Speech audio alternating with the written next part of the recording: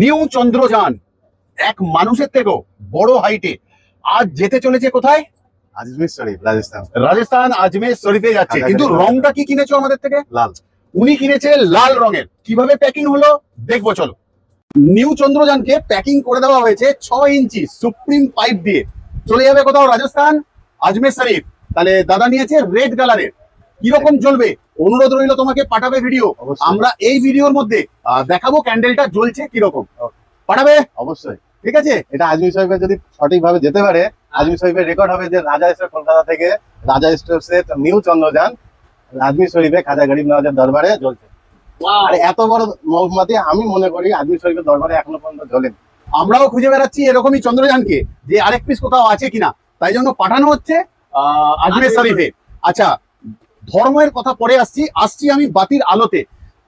এই আলোটা প্রত্যেকের জীবন সুন্দর হোক, যারা যারা দেখবে এটা, সেই জন্য এই ভিডিওর মধ্যে আমরা দেখাবো এর আলো কিভাবে জ্বলছে ক্যান্ডেলটা।